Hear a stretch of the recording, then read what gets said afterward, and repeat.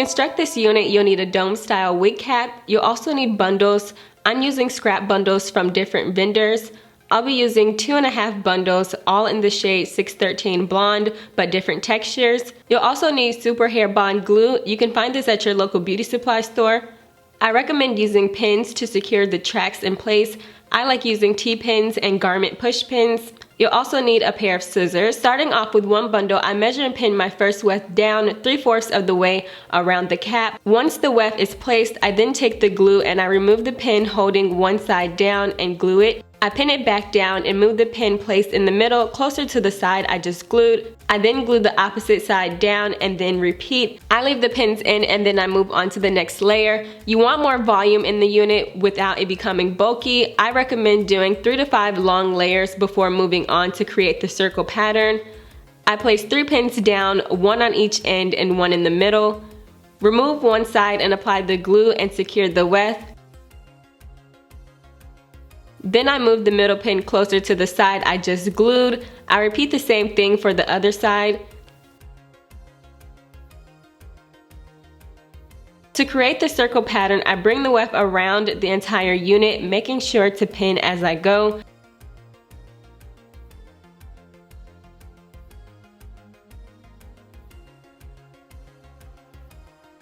I alternate between placing the glue and pinning until the hair runs out.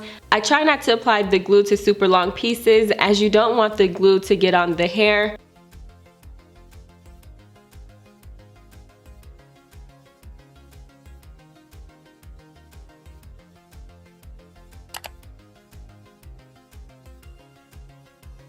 I continue to apply and pin with my scrap hair.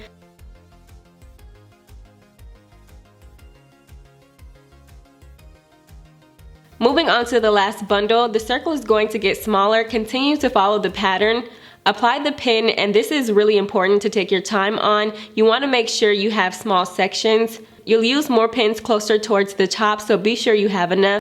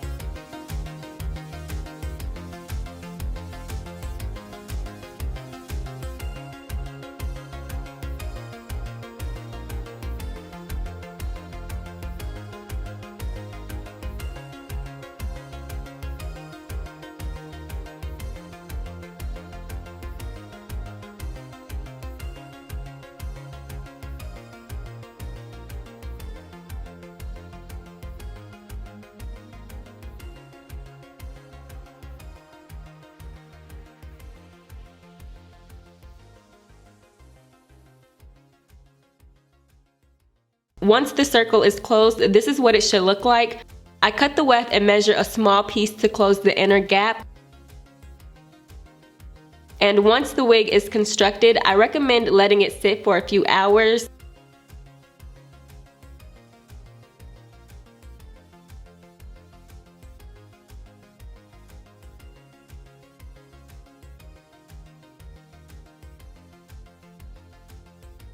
To cut the hair, you'll need either a brush or a comb.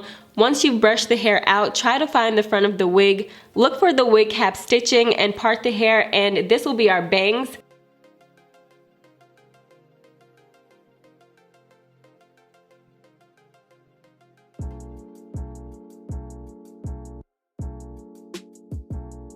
When you cut your bangs, cut the hair longer than the desired length and pin each side of the remaining hair back that hasn't been cut. To create layers in the bangs, section off the hair by each layer, and this tool works really good to remove volume and length. I picked this up from my local beauty supply store.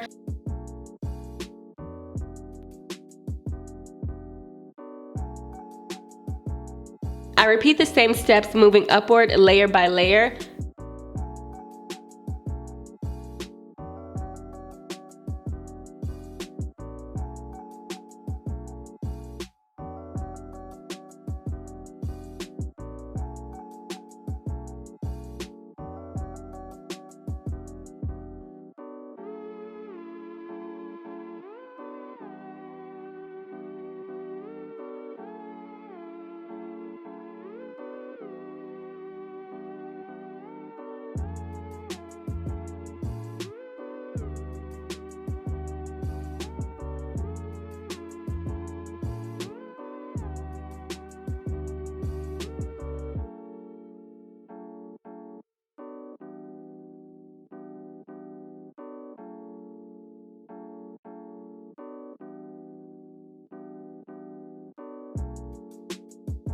Make sure you try on the unit and alter the length of the bangs to the desired length that you wanted.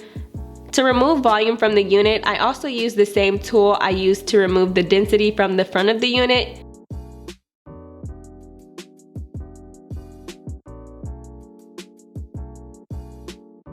I section off the hair from the top to the bottom to create layers using this tool to help add layers. I trimmed 3 inches off the ends to give it a choppy layered look, and I alternated from scissors and this pink tool to cut the hair.